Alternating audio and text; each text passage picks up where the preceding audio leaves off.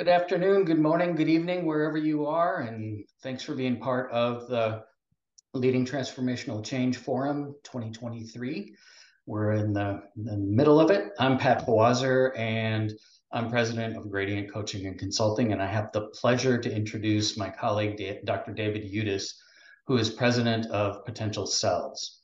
Yesterday, there were a couple of sessions on purpose, which I thought was really appropriate because David's purpose is to help individuals and organizations achieve fantastic results. And he's been doing that kind of work for over 30 years now, both in consulting practices and inside of a variety of corporations, including over a decade in the Disney family of companies.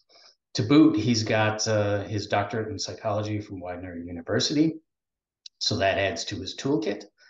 And we're glad you're here to join the adventure as David peeks into the CEO's brain and explores the question, how do you measure up when you need to drive change?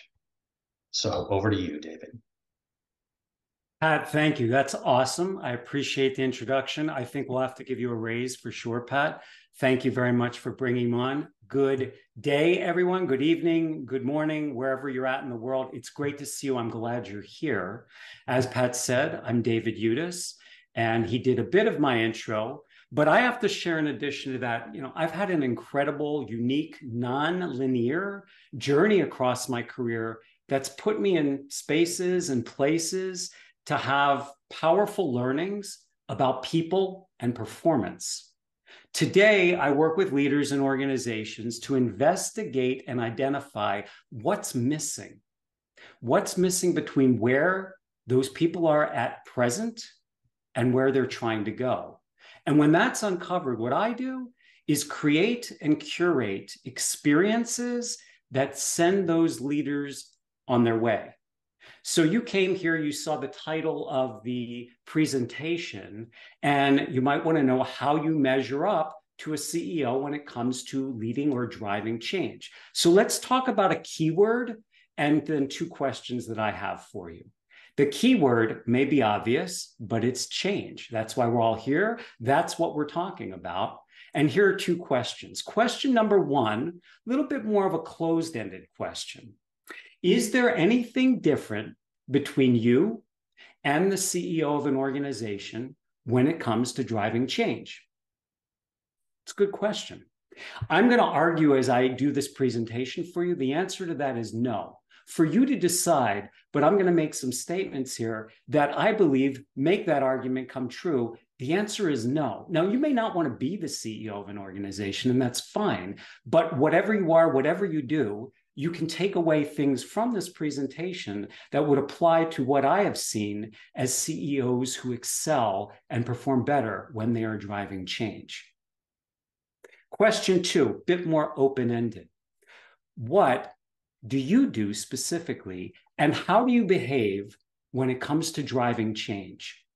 The way that you actually take action determines your outcome. Couple things to know in what I'm going to share and what I'm going to present here. This is a model that I've developed based on several sources. One source is two chapters that I wrote in the co-authored book with Ian Ziskin, The Secret Sauce for Leading Transformational Change. Then there's some general research that I'll reference, and I'll name the references where I've pulled a couple pieces of information. And lastly, it's my direct work with CEOs and entrepreneurial leaders who are seeking to grow their businesses by using change.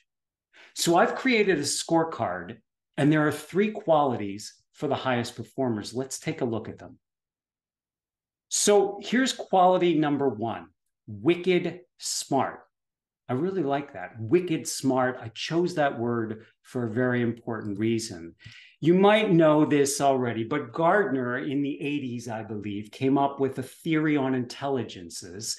And what Gardner said was there are 8 types of intelligences. Let's run them really quickly. You've probably heard some of these before. Maybe you've studied them. Maybe you've been around them. Maybe you've seen them. Linguistic intelligence, logical, mathematical intelligence, spatial intelligence, musical intelligence, body or bodily kinesthetic intelligence, interpersonal intelligence, intrapersonal intelligence, and lastly, naturalistic intelligence. So 8 types of intelligences. When I say wicked smart here, I looked up the meaning for wicked in the dictionary, and there were approximately 4 definitions for it. And I use the back 2 when I think of wicked, the ones that aren't probably thought of as much when we're talking about the word wicked. And those are mischievous, but also excellence. Excellence in intelligence. And so the first quality here that differentiates a CEO who's successfully driving change is organizational intelligence. And that's what wicked smart is all about.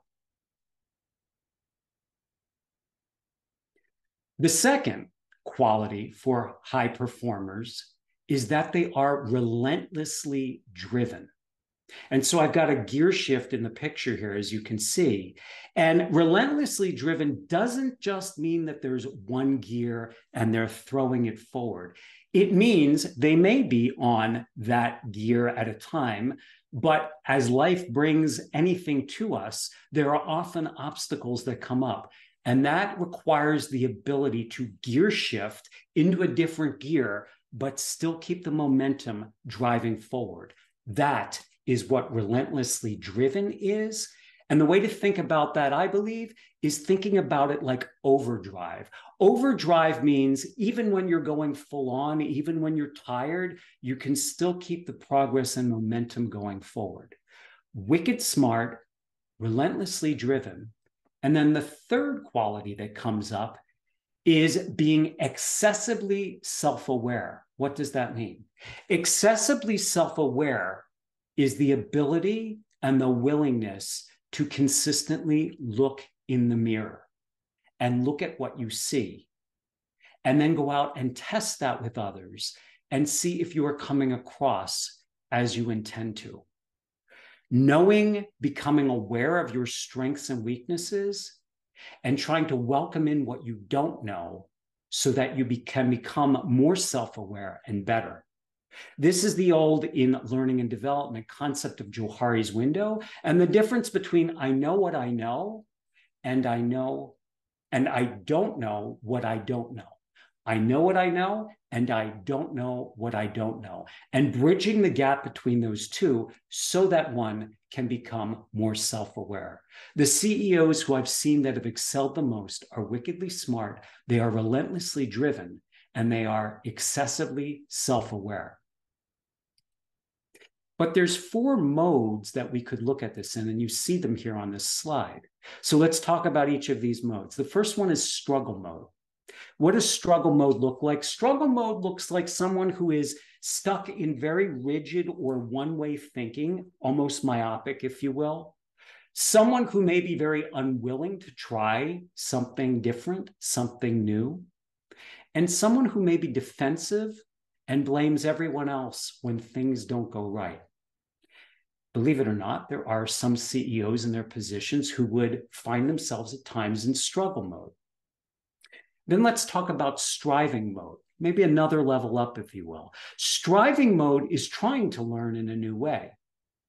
Striving mode is taking one step outside the current space. So trying something a little bit differently, even if it is just one step. And striving mode is also someone who wants to learn what they don't know and moving forward with that. Conventional success is using the knowledge that an individual has. It's at times being a busybody, but a busybody in a good way because they get a lot of things done based on that which they are focused on in their immediate present. And lastly, being satisfied with themselves as they are. They're okay with who they are and what they're doing. But the furthest and the best place to be is exponential success when thinking about this model for high performance. Exponential success is an individual who can manipulate their processing and they never stop learning. No matter what's going on, they're always learning from any situation they're in. It's getting everything that's done in their current focus so that they can truly be focused on the future by working through other people, by getting done what they need to get done. They really keep their attention on what is future and not yet created. And lastly, maybe most importantly, they have this voracious interest, desire, want to play with this idea of, I do not know what I do not know. And they welcome that in because from that, they learn and they can drive forward and they can think about and apply that to the future. So 4 ways of how this model plays out. Let me give you a couple of examples of how this shared space, if you will, between this Venn diagram of wicked smart, overdrive, or relentlessly driven, and excessively self-aware comes into play. So this is some research that's come out recently from Harvard Business Review. This was a study, I think, that was done at Microsoft. And this is your brain in meetings, but there's 2 different sides here. We've got 2 different people. Very simple image, maybe very obvious, but this was literal research that done, and it shows it. On the left side, so here, we've got a person who has had a day's worth of back-to-back-to-back meetings. I'm sure that may be like many of us on this call that we experience back-to-back-to-back meetings. On this left side, this is a person who has no breaks in between. They literally go meeting to meeting to meeting to meeting. And what you see here is, starts out okay, but by the end of the day, there's absolute stress here, not clarity of thinking, and that's what's represented in this part of the picture and the diagram, and they don't think straight. On the right side, it's very different. This is a person who took at least 15-minute breaks in between each meeting all day, and even that short break, that ability to sort of separate, allows this person to have low stress and think through in a much clearer, creative, perhaps, and innovative way. CEOs who excel, who are wickedly smart, who can still maintain overdrive, and who are excessively self-aware will create their days in a way that allows them to maintain this type of thinking. So here's another quick quiz for you, and I'd like you to do this actually right here, right now. While we're talking, you can just mentally make a note for yourself. This comes from Adam Grant, and while we can't always get everything right, this will show you that your ability to be wrong less often is based on what comes out of this research. It's just 2 questions on prediction. So answer the first question, and then we'll go to the second. Here's question number 1. I strongly believe that, and you see 4 choices here. To thine own self be true, great minds think alike, foolish consistency is the hobgoblin of little minds, and the best revenge is to prove others wrong. Take a note, A, B, C, or D, question 1. And then let's look at question number 2. So question number 2 is, I see my political views as tools for winning arguments, hunches to test, symbols of allegiance, or elements of my identity. Make a choice for question 2 as well. We'll take a look at the answers to this in just a moment, but here's the thing to know.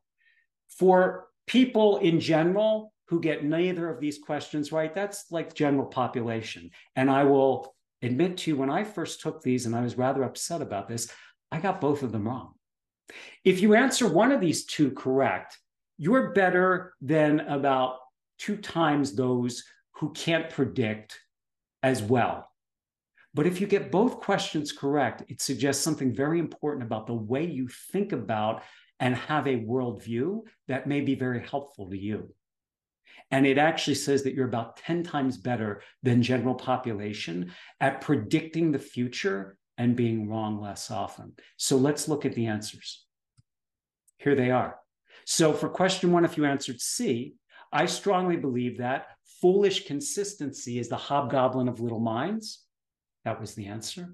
And question 2 is hunches to test. Why are these the answers? Because in short, they represent the scientific theory or mindset, if you will. Someone who is willing to step back, present a point of view, but be open and willing to change their perspective as they go forward. Again, CEOs who excel at driving change, those that are wickedly smart, excessively self-aware, and able to be relentlessly driven, are those who are willing to admit when they might be wrong, see a different perspective, and drive forward. So a couple of examples from the work that I did in the secret sauce for driving transformational change, leading transformational change.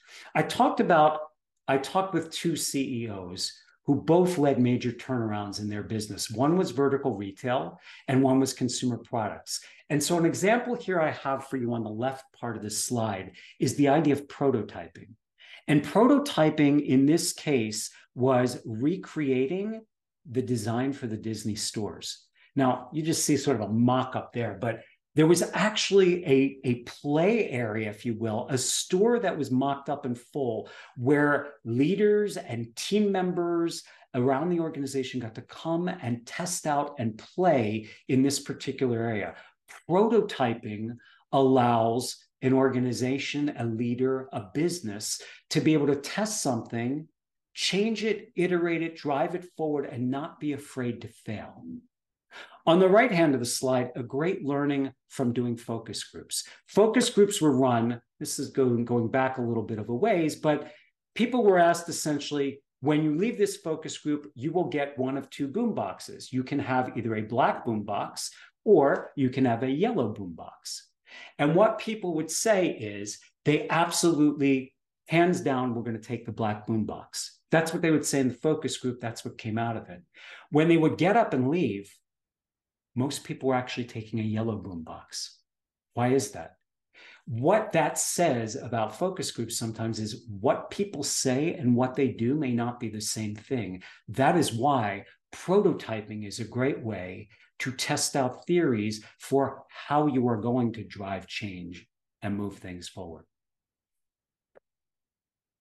And then lastly, let me give you a couple of takeaways that came from doing these interviews with CEOs. Number one, it's very important, no matter where in the world one is operating, to understand cultural differences. Now, that may be obvious, but it's often not accounted for. Then you see on one area here, 2 is greater than 1. Again, perhaps obvious, but the idea there is twofold. One, senior management always has to be bought in, brought in together. There has to be alignment, communication, and understanding between multiple levels of stakeholders, senior management being one, and the greater of the general workforce being the other. And then lastly, the 3-letter word. If it's not fun, then it's probably painful. And so if change and change efforts can be made fun, then they're likely to be experienced a lot more successfully and a lot more smoothly. So I have a couple of parting thoughts that I can share, but I'm going to stop right there. And Pat, I'm happy if you come back on. If there are any questions or comments, I'll open them now before I'll make a closing comment. David, a couple of questions.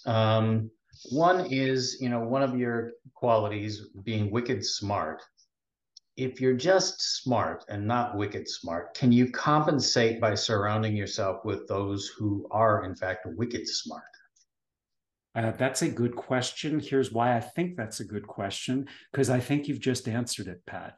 I would say absolutely. And here's how. That's a bit of that idea of organizational intelligence. So if you are bringing people who have abilities, skills, experiences that you don't on your team, you empower them, you hold them accountable, they're able to cover areas that you cannot, even though you may just be smart, in a way you then become wickedly smart. Thanks. Another question that came up is you mentioned that one of your sources of this was kind of your work with entrepreneurial organizations. Are the qualities for high performance different for CEOs at different stages of the organizational evolution? Entrepreneurial versus slow growth versus turmoil versus whatever? Or do those qualities hold in your experience? The qualities themselves, I believe, hold in terms of the work that I've done and the people that I've worked with. And that would range from entrepreneurs who may be managing, call it 50 to $100 million businesses. That may be small too, comparatively, hundreds of people, employees, if you will, against a CEO who manages a $6 billion organization and has tens of thousands across the world. The qualities themselves hold true. The difference, I would say, would be how they get deployed and what might be more focused upon. That could be a little bit different. Example, an entrepreneurial, smaller organization may need to be a little bit more relentlessly driven, a little bit more focused on that idea of overdrive. A larger organization, CEO may need to keep a broader focus on creating the future and may also need to really work on becoming as excessively self-aware as possible so that they can see what's working, what's not working, and be able to iterate it and change it as it goes forward. And just a reminder to the participants, if you've got questions, go ahead and put those in the Q&A. There was a question that came up early, and you in part answered it, David, and that was, does this just apply to CEOs? And how can the rest of us take advantage of your model, your characteristics, your wisdom here?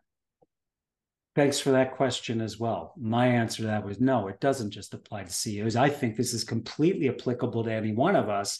It's just about, again, I asked that second question, which is how you actually take action and what you do to deploy, taking steps forward. That's the difference. So that applies to a CEO, but that applies to any one of us as well. Again, looking to develop those qualities can be done over a career, can be worked on throughout. It doesn't just depend on or apply to whether you're the CEO of an organization. By the way, that also would, though, include if you're the CEO of your own organization, your own organization may have one person in it. It's still applicable. You talked about one of the qualities as being relentlessly driven. And then on your quiz, you talked about being able to step back and look at, are there other options? Seems there is a bit of a rub there. How do you resolve that? That was why I showed the picture in a gear shift.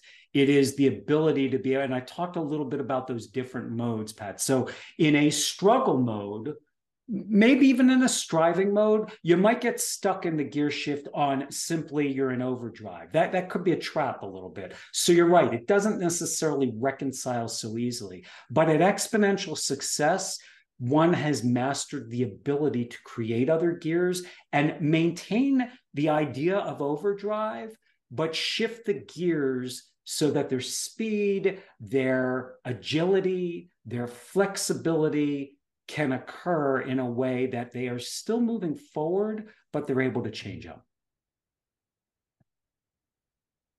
Victoria asks, when is it appropriate to stick to your belief and when is it appropriate to be pragmatic, assuming there are no false dichotomies? Ooh, nice question, Victoria. Thank you for that. That is a good one. I am a big-time optimist. I believe in pragmatism, but I also believe that you have to have conviction. And again, though it didn't come up in my model per se, what I've seen with some of the CEOs who get to that level of exponential success, the level of conviction that they have is important. Of course, you can't be completely unpractical, but sticking with your conviction if you believe in something is likely the thing that weighs out more. And there's a question of kind of transparency and genuineness there as well. Well, I'm just sticking to my guns. I'm being genuine. And where do you how do you know when you kind of crossing that line to being, well, I got my heels really dug in versus being truly genuine? For me in this model, Pat, I think that's where excessively self-aware comes in. And what I mean by that, in the case you just brought up, would be that's a time to be checking in. I think it's important to have a regular check-in, whether that's with a confidant, your leadership team, if you're the CEO, the board of directors, whomever else it may be, maybe other stakeholders, but checking in to see what I see in the mirror, is that truly being reflected back in an authentic way? And if the participants, if they were on earlier today, Kaylin O'Riordan talked about a number of those ways to step back and check in on yourself and reset. So that's a good one to go back and reflect on. Kim's here. Good to see you, Kim. Is self-awareness the most important quality for great communication, like telling a compelling story for change? I almost hear that as like a leaded question, Kim. So thank you for it. I've been preaching it my whole career. I'm working on it still to this day. I think of myself as a lifelong learner. I do believe self-awareness is one, if not the most important quality. If you don't have it, we've got a problem. Like that's a real thing that needs to be the starting line or the starting point. And the self-awareness piece seems to be, maybe one of the more malleable of the three qualities. Intelligence, we can influence that to some extent, but to another extent, that's oftentimes pretty set. But the self-awareness piece, the work that we do, can have a huge impact on that. No question. Okay. All right. Those are the questions that we have, David. So if you want to wrap this up in a bow. Thank you, Pat. I appreciate it. Here's how I'd leave it. I heard this great term, a little jargony, but a great term nonetheless, that I wanted to share with everybody that I think relates here. And it is the idea of knowing your own psychological introject. What is a psychological introject? It may be playing for you right now. It's the loop that goes on in your head. It's your specific or your personal story that you've been listening to maybe for years, maybe for your whole life, but you know what it is. You may not be aware of it as much, but it's there. It speaks to you. And it's very important to be able to identify and know what your psychological introject is, because whatever it is, it's, I'm not good enough. I'm not rich enough. I haven't done this well. When I get up in front of people or my boss, I don't perform. I can't always come up with the best answer. Whatever the psychological introject is for you that comes up and plays, it's important to get in touch with that and know what that is so that you can do something about it, because it is truly holding you back. Again, in my work, that's something I've seen come up. I've seen CEOs be able to really get at that and identify it in working together, coaching-wise, and doing something different with that psychological introject. And it, again, allows them to excel and go forward. And then last comment would be this.